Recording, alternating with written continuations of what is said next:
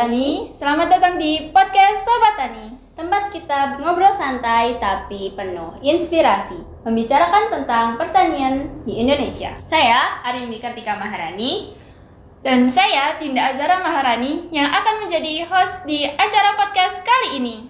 Hari ini kita kedatangan tamu yang spesial nih, seorang petani muda yang memberikan semangat baru di bidang pertanian, khususnya pertanian kopi. Kita akan kupas tuntas tentang perjalanan, tantangan, dan harapan generasi muda dalam mengelola tanaman kopi. Yuk tonton terus podcast kita kali ini, karena cerita dan tips dari narasumber ini dapat menjadi inspirasi buat para sobat tani yang ingin terjun di dunia pertanian. Yuk kita sambut narasumber kita, Bayu Tri Prasetyo. Halo, apa kabar Mas? Alhamdulillah baik. Ya, narasumber kita hari ini adalah seorang petani muda di bidang pertanian kopi, juga adalah anggota dari kelompok tani Sri Mulyo yang ada di Dusun Sanan, Desa Ngrayudan, Kecamatan Jogorogo, Kabupaten Ngawi. Benar begitu, Mas? Betul, Mbak. Oke, pasti para sobat tani ini penasaran apa sih motivasi Mas Bayu lebih memilih terjun ke dunia pertanian. Soalnya kan Mas Bayu ini tergolong masih muda ya, dibilang masih Gen Z gitu loh. Dimana Gen Z itu dikenal sebagai Gak suka panas-panasan gitu, dan gak mau bekerja keras gitu. Ya, untuk motivasi saya terjun di dunia pertanian itu sebenarnya karena background keluarga saya sendiri, Mbak. Kan kayak saya terlahir dari keluarga petani, bapak petani, ibu petani. Jadi nanti kalau bukan saya, siapa lagi yang melanjutkan pertaniannya. Ya, kemudian di samping itu saya juga membaca ada peluang di balik sekarang maraknya industri dan banyaknya lahan yang diubah menjadi permukiman. Jadi di situ ada peluang di bidang pertanian untuk kita bisa manfaatkan hal itu. Dan di samping itu saya sebenarnya juga ingin membuktikan kata-kata orang Jawa terdahulu bahwasanya ketika Anda ingin sukses maka daganglah. Ketika kamu ingin tentram, hidup tentram, maka bertanilah. Dan saya sudah buktikan bahwa bertani itu memang tentram, Mbak. Oh, gitu ya. Jadi kan kalau dari yang saya baca nih Mas tentang Mas Bayu nih, Mas Bayu ini lebih spesifik di bidang pertanian kopi ya? Ya betul, Mbak, karena kan di daerah saya sendiri itu kan di daerah lereng Gunung Lawu, Mbak. Jadi wisatanya itu daerahnya itu pegunungan. Ketika di era pegunungan itu banyak tanaman perkebunan yaitu kopi, Mbak. Jadi saya ingin melanjutkan perkebunan kopi yang ada di wilayah saya, serta saya memiliki kemampuan dan bisa melihat potensi dari kopi tersebut. Karena sekarang kan banyak anak muda yang sudah mulai mengenal kopi, gitu, Mbak. Dengar-dengar nih ya Mas itu udah masuk ke kelompok tani gitu ya. Gimana sih caranya Mas kok bisa gabung di kelompok tani tersebut? Ya, untuk saya gabung di kelompok tani itu awalnya dari setelah lulus sekolah menengah atas, Mbak, SMA. Jadi saya kan setelah lulus SMA itu bingung mau kuliah atau mau kerja. Nah, di sela-sela itu saya disuruh membantu untuk mengolah dan membantu Bapak dalam dunia pertanian. Nah, sedangkan di situ ada program-program dari Dinas Pertanian yang bersangkutan dengan tanaman kopi, Mbak, khususnya itu. Jadi saya diminta oleh ketua kelompok tani untuk ikut juga berkecimpung dalam organisasi kelompok tani, karena kan di dalam kelompok tani kan isinya orang-orang yang sudah tua, Mbak, sudah berumur. Jadi untuk anak mudanya kan tidak ada. Jadi saya disuruh untuk ikut kelompok tani untuk regenerasi kepengurusan kelompok tani tersebut. Kalau boleh tahu nih ya Mas, di setiap anggotanya itu ada berapa sih setiap kelompok tani? Ya, untuk di Desa Ngrayudan sendiri kan terdiri dari 4 dusun, Mbak. Nah, itu di setiap dusunnya itu ada kelompok taninya sendiri-sendiri, satu kelompok tani. Jadi di dusun saya itu ada namanya kelompok tani Sri Mulyo, itu yang berada di Dusun Sanan. Kemudian kalau di Dusun Bungkus itu ada namanya Zaman Budi Kamulyan. Nah, untuk di Nggagar itu Zaman Diri. Nah, untuk di Sendang itu adanya nama Sri Zaman Diri. Nah, untuk keempat kelompok tani tersebut memiliki komoditas unggulan yang berbeda-beda Mbak. Contohnya seperti kelompok tani Srimulyo yang ada di Dusun Sanan, itu komoditas utamanya adalah tanaman perkebunan Mbak, di mana di sana itu ada tanaman perkebunan kopi dan tanaman perkebunan cengkeh. Kalau Mas Bayu itu sendiri itu masuk ke mana? Kelompok tani yang mana? Kalau saya sendiri itu masuk di kelompok tani yang ada di Dusun Sanan, yaitu kelompok tani Srimulyo Mbak. Iya. Kalau boleh tahu nih Mas, kan tadi udah dijelaskan nih sama Mas Bayu kalau Mas Bayu itulah diminta lah ya, istilahnya diminta untuk menjadi regenerasi di kelompok tani Srimulyo tersebut. Nah, itu berarti kan utusan dari dinas ya Mas? Kalau itu sebenarnya utusan dari ketua kelompok tani itu sendiri Mbak, karena kan di dalam sebuah kelompok tani kan isinya petani-petani yang sudah lanjut usia, sudah tua, sudah berumur. Jadi ketua kelompok tani itu ingin kelompok taninya itu terus berlanjut dalam kurun waktu 10 sampai 20 tahun ke depan. Nah, caranya gimana? Yaitu dengan cara merekrut anggota baru yang memiliki usia yang masih muda gitu Mbak, untuk regenerasi. Berarti ini tuh kelompok taninya Mas Bayu ini termasuk yang terpelihara ya Mbak Mas ya? Ya betul Mbak. Jadi itu terpelihara, lalu apakah setiap anggotanya itu memiliki kartu tani? Ya untuk kartu tani sendiri kan pertama rilis kalau nggak salah tahun 2016 Mbak. Iya. Lah itu untuk keanggotaan kelompok tani itu masih keanggotaan yang lama. Jadi yang mendapat kartu tani itu bapak saya. Lah dan itu sebenarnya kan tujuan dari kartu tani sendiri kan untuk mempermudah petani untuk mendapatkan pupuk bersubsidi. Nah, tapi sekarang itu kan sudah tidak terpakai lagi Mbak, karena sekarang itu menggunakan RKK Mbak. Jadi kalau di kelompok tani Srimulyo ini, apakah setiap anggotanya mendapatkan kartu tani? Ya untuk kartu tani sendiri kan kalau tidak salah rilis itu tahun 2016 Mbak. Nah dalam tahun itu anggotanya masih anggota yang lama, jadi yang dapat itu dulu bapak saya. Nah tapi sekarang itu sebenarnya kan untuk kartu tani sendiri kan tujuannya untuk mempermudah petani untuk mendapatkan akses pupuk bersubsidi. Tapi sekarang sudah tidak menggunakan kartu tani Mbak. Jadi sekarang itu kan setiap kelompok tani mempunyai RDKK. Jadi itu memiliki data petani dan jumlah lahan yang dimiliki. Jadi setiap petani, semisal saya memiliki lahan 1 hektar, lah itu jatah pupuk bersubsidi itu mendapat 100 kilo. Ya, jadi bagian kita itu pupuk 100 kilo itu sudah ditentukan lewat RDKK Mbak. Oh, berarti udah jadi RDKK ya, udah nggak perlu pakai kartu tani. Iya. Sekarang kan, apalagi sekarang kan udah di zaman era digital ya, ini lebih memudahkan petani kopi. Nah, kalau boleh tahu nih pengalaman Mas Bayu di Kalau boleh tahu nih pengalaman Mas Bayu dalam budidaya kopi itu apa aja sih? Kalau untuk pengalaman saya sendiri itu yang pertama kan kita dalam budidayanya ya, dari hulu karena dulu sering membantu orang tua. Ya kemudian setelah ikut kelompok tani itu kan ada banyak program dari baik Dinas Perkebunan Jawa Timur ataupun Dinas Pertanian Kabupaten Ngawi.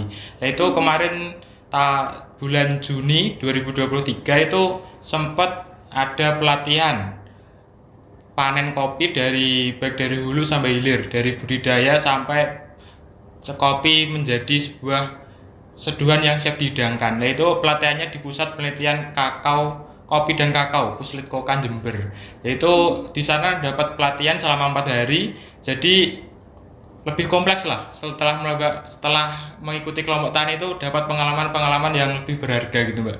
Oh, gitu. Jadi kalau menurut pengalaman Mas Bayu nih, Mas Bayu lebih prepare Mas Bayu. Ya Bu, Jadi kalau berdasarkan pengalaman Mas Bayu tadi, Mas Bayu itu sebenarnya lebih fokus kemana? Dari hilir sampai hulu, budidaya kopi itu Mas Bayu lebih fokus kemana? Kalau saya pribadi itu lebih fokus kepada hilir kopi Mbak, yaitu terutama dalam proses pasca panen. Karena kan sebelum ikut kelompok tani kan saya juga ikut UMKM. Jadi saya itu sampai sekarang alhamdulillah masih statusnya wakil ketua UMKM di Sanggrawidan. Dan sedangkan itu saya juga ikut koperasi kopi juga. Nah itu juga bergerak juga dalam proses penjualannya kopi tersebut. Jadi saya itu lebih fokus ke bidang penjualannya karena sudah mempunyai relasi, baik itu pihak dinas pertanian ataupun orang-orang yang teman-teman kopi yang ada di luar daerah, Mbak. Dan untuk sistem pemasarannya itu gimana? Secara kan Mas Bayu kan ikut Poktan kan? Itu gimana sistemnya? Kalau untuk sistem penjualannya itu kan kita banyak menggandeng banyak organisasi, Mbak, banyak elemen. Jadi saya kan ikut UMKM, jadi otomatis kita mempromosikan produk kopi itu di bazar UMKM. Seperti kalau tahunan itu ada namanya GPM, Gelar Pangan Murah. Itu yang diselenggarakan oleh Dinas Pertanian Kabupaten Ngawi. Itu setiap menyongsong hari jadi Kabupaten Ngawi. Jadi kita juga membawa produk-produk dari kelompok tani ada di Desa Ngraidan untuk kita display dan kita pasarkan kepada khalayak umum. Yang selanjutnya kita juga menggandeng orang yang berjualan di online shop seperti Shopee dan TikTok. Itu kita menggandeng anak-anak muda yang ingin menjadi reseller untuk produk kita. Terus kemudian kalau secara luring kita itu juga menggandeng para pendaki, Mbak. Kan otomatis kalau pendaki itu kan di gunung dingin. Lah sedangkan untuk menghangatkan badan itu butuh kopi. Lah itu kita juga memfasilitasi dengan harga ada diskon, Mbak, untuk pendaki. Jadi nanti dia bisa membuat video, bisa mempromosikan ke pendaki lain. Nah itu juga sebagai metode promosi yang kita lakukan. Oh gitu. Oh, wow, itu berarti sistem pemasarannya udah top banget ya, top Iya. banget. Dari kelompok taninya juga udah support, terus dari lokasinya yang ada di kaki Gunung Lawu tersebut itu juga mendukung untuk pendaki-pendaki tersebut. Terus kalau selama ini tuh tantangan terbesar apa sih yang pernah dihadapi sama Mas Bayu selama budidaya kopi, ikut kelompok tani? Ya kalau dalam budidaya kopi itu tantangannya tentunya dalam cuaca dan hama penyakit, Mbak. Kalau cuaca itu ketika kemarin tahun 2023 itu kan itu ada El Nino, musim kemarau yang berkelanjutan, yang berkepanjangan. Nah itu banyak tanaman kopi yang mati, Mbak, karena kekeringan. Kan karena lokasinya di bukit jauh dari mata air, jadi untuk pengairannya itu agak susah. Jadi banyak pohon kopi yang mati. Kemudian dari sektor hama dan penyakit, kan tanaman kopi itu ada hama, ya ada penyakit yang namanya itu nematoda, Mbak. Itu parasit seperti cacing kecil itu menyerang akar sehingga nanti pertumbuhan pohon kopi itu tidak sehat, akan mengakibatkan mati secara mendadak. Nah itu sangat merugikan petani karena banyak dijumpai kasus baik itu di Ngawi maupun di petani yang ada di Jawa Timur itu banyak tanaman kopi yang mati karena parasit nematoda. Nah terus yang selanjutnya itu seperti ketika tanaman sudah memasuki fase generatif atau pembuahan, itu banyak yang terserang hama seperti PBKO, penggerek buah kopi. Nah itu sangat merugikan petani karena apa? PBKO itu kan hama kecil, itu yang menggali kopi, menggerek kopi, dan itu menyebabkan kopi menjadi rusak. Jadi untuk harga jualnya juga mempengaruhi dan kualitas kopi sendiri akan turun atau jelek, Mbak. Hamanya tadi juga kecil ya, guys. Itu harus dilihat pakai mikroskop itu. Ya, sedangkan kalau untuk proses penjualannya sendiri, Mbak, kita itu yang susah itu pertama waktu awal merintis, Mbak. Kita harus mencari relasi, itu sangat susah. Karena kan banyak produk kopi yang sudah tenar di kalangan masyarakat. Karena gimana ya, kita meyakinkan masyarakat untuk membeli produk kopi murni yang kita perjualbelikan itu agak susah karena masyarakat sendiri itu sudah terdoktrin dengan kopi-kopi instan, kopi-kopi saset, baik itu kopi susu ataupun kopi-kopi hitam yang sasetan itu, Mbak. Itu kan harganya lebih murah dan rasanya kan pas di lidah masyarakat pada umumnya. Jadi kita agak susah menawarkan produk kopi asli yang sebenarnya memiliki rasa di atas rata-rata tapi kan dengan harga yang lumayan agak tinggi. Itu agak susah, Mbak. Berarti kalau semisal kita mau, berarti untuk tantangannya itu sebenarnya tantangan-tantangan yang kita bisa ketahui sendiri dalam budidaya kopi. Kita mungkin bisa nih kayak belajar sendiri dari Google atau mungkin soalnya kan sekarang udah canggih ya di era digital. Tapi apa sih Mas kayak semisal tips untuk mengatasi tantangan yang nggak bisa ditemuin di Google gitu, nggak bisa ada kita temuin di jejaring gitu, yang khusus, yang cuman Ya Mas- mungkin kan sekarang eranya era digital Mbak. Mungkin kalau kita mencari informasi di Google atau di AI itu kan banyak, tapi yang susah itu adalah penerapannya. Jadi kita juga butuh yang namanya penyuluh Mbak. Jadi penyuluh itu kan nanti bisa mengarahkan. Nah, sedangkan kalau untuk penanganannya tanpa melihat AI, dari AI itu mengandalkan dari pengalaman-pengalaman petani yang sudah terlebih dahulu menanam kopi Mbak. Jadi petani kan sudah hafal kalau ini kurang ini namanya penyebab dan apa itu cara mengatasinya sudah hafal gitu Mbak.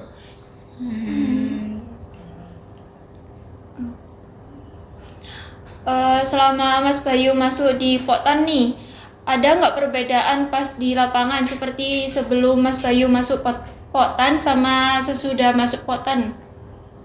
Kalau perbedaan di lapangan itu ada ya Mbak, karena kan kalau dulu kan kita bertani kan cuma membantu orang tua, terus sedangkan di Poktan kan banyak pelatihan-pelatihan, jadi kita lebih paham lah apa yang terjadi di lahan, apa yang terjadi di lapangan itu bisa kita menganalisis sendiri. Kemudian kalau di Poktan kan, kalau saya mewakili Poktan, semisal ada pelatihan di Jember seperti Pusut Kokai Mbak, itu kan ketika pulang ke Poktan itu kan kita harus menyampaikan ulang apa yang kita dapat selama kita pelatihan di Jember. Jadi kalau bahasanya kita lebih pandai lah setelah mengikuti kelompok petani itu lebih pandai berkomunikasi dengan para petani gitu Mbak. Kalau boleh tahu ya Mas, bagaimana sih cara mendapatkan kualitas kopi yang baik gitu? Ya untuk mendapatkan kualitas kopi yang baik itu sebenarnya ada banyak cara Mbak, ada banyak langkah yang harus kita lalui. Pertama kita kalau mulai perawatan itu harus sering-sering menyemprotkan insektisida. Tujuannya apa? Untuk mencegah hama seperti PBKO itu menyerang buah kopi. Jadi tanaman kopi itu terlindungi dan hasil green bean-nya nanti bisa lebih bagus. Nah, kemudian setelah panennya itu sendiri, kita harus memetik kopi itu dalam keadaan matang sempurna, Mbak. Yaitu dengan apa? Ditandai dengan biji kopi itu berwarna merah sempurna. Nah, itu ketika kita memetik biji kopi secara dengan benar dan dengan tepat, yaitu dengan warna kopi yang sudah merah sempurna, itu akan menghasilkan cita rasa kopi yang sangat berkualitas Mbak. Jadi setelah itu kita juga dalam proses pengolahan pasca panen, terutama dalam penjemuran dan banyak proses-proses yang lainnya. Seperti kan apa itu Mbak, pasca panen itu ada banyak sistem pengolahan kopi, itu ada banyak, mulai yang dari kita langsung petik, kita langsung jemur di bawah terik matahari, ada juga yang harus difermentasi, dan ada juga yang kita kupas kulitnya dulu baru dijemur yang namanya honey coffee. Itu banyak sekali, dan setiap langkah yang kita lakukan itu akan merubah struktur rasa dari kopi itu sendiri Mbak. Jadi untuk menghasilkan kopi yang berkualitas itu kita harus melakukan langkah-langkah yang benar dan tepat Mbak, dan sesuai dengan jenis karakter kopi itu sendiri. Ya, kemudian setelah kita memasuki proses pengeringan kopi, itu yang selanjutnya adalah proses penggilingan Mbak. Penggilingan kopi itu tidak boleh sembarangan. Kan kalau di desa-desa kan biasanya digiling menggunakan seleb gabah dicampur. Nah, itu sebenarnya tidak dianjurkan. Karena kan seleb gabah itu kan khusus untuk padi, Mbak. Jadi ketika kopi di seleb gabah, maka itu akan banyak biji kopi hancur. Nah, sedangkan itu akan merusak kualitas dan mutu kopi itu sendiri. Nah, untuk penggiling kopi itu sebenarnya ada sendiri, Mbak. Itu khusus untuk kopi. Jadi kopi yang dihasilkan itu benar-benar pecah sempurna, Mbak. Jadi tidak ada kopi yang pecah-pecah, jadi utuh-utuh semua. Itu akan meningkatkan kualitas dan grade kopi itu sendiri Mbak.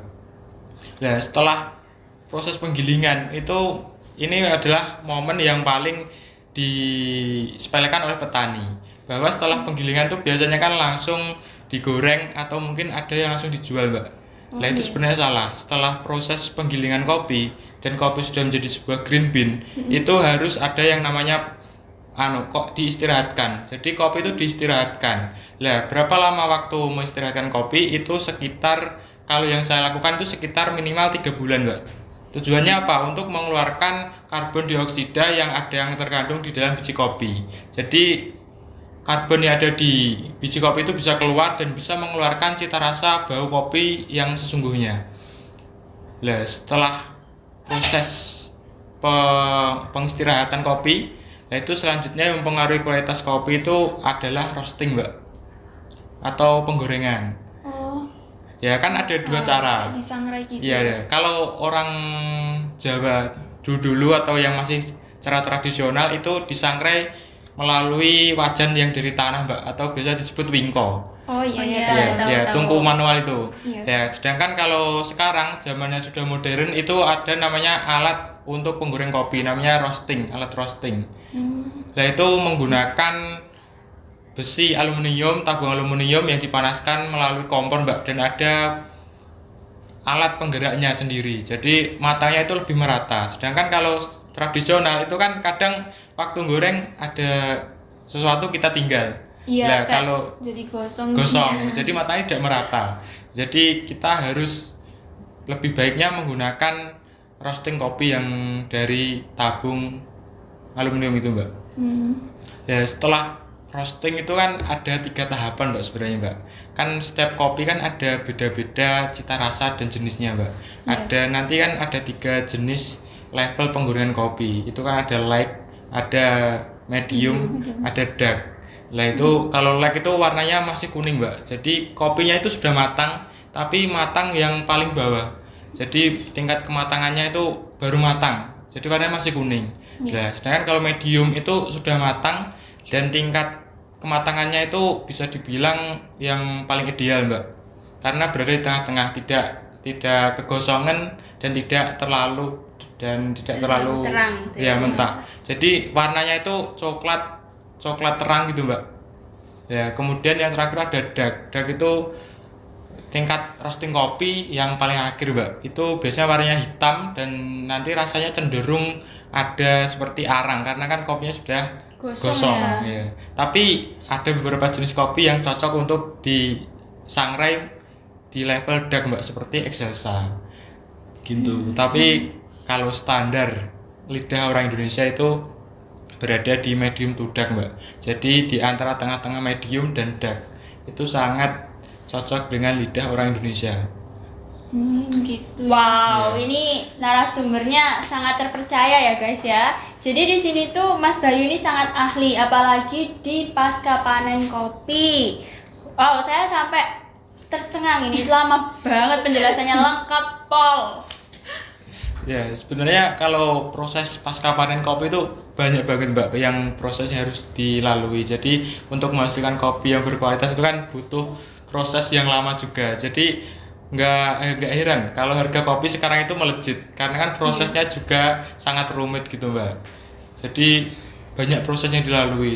Selain tadi sampai proses roasting atau menggoreng itu ada namanya grading juga, Mbak.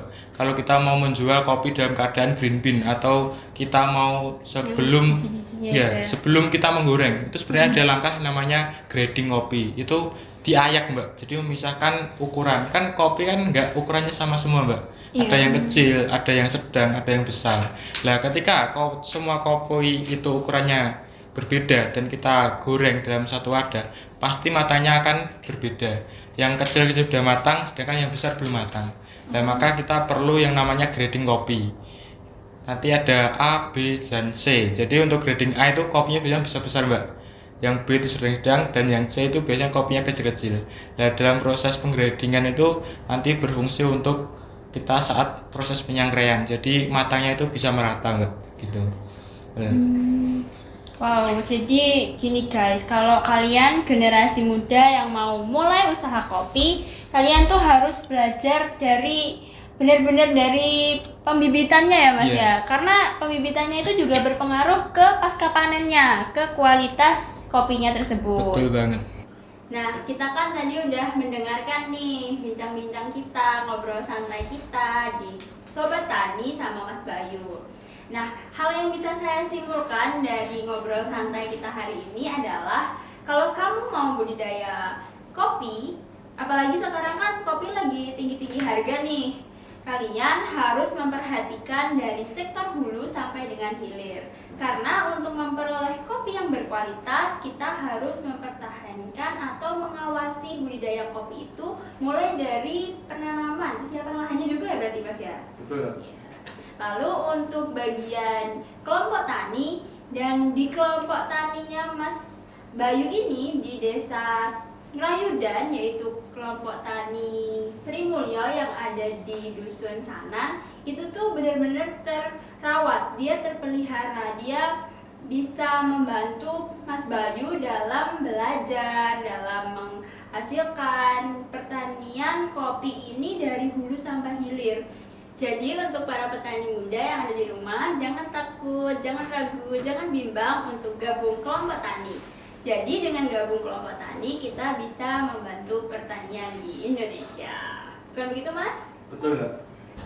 Nah, untuk Mas Bayu nih yang terakhir, boleh nggak kasih sepatah atau dua patah gitu buat para generasi muda agar nggak minder untuk masuk dunia pertanian?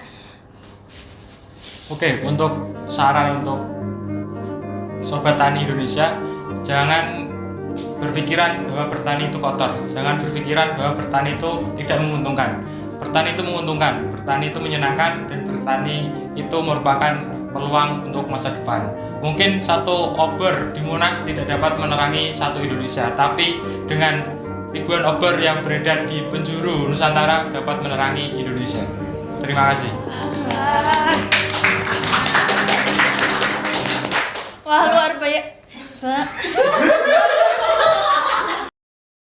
Wah, luar biasa sekali ya narasumber kita kali ini. Ngomong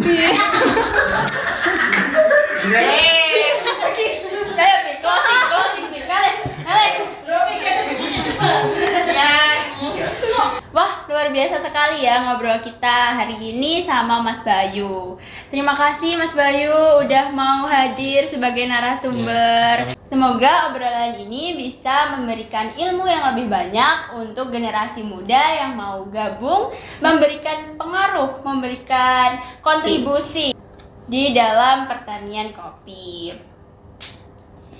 Nah, terima kasih untuk Sobat Tani yang sudah menonton episode kali ini. Jangan lupa tonton episode selanjutnya. Dan jangan lupa like, subscribe, dan ikuti.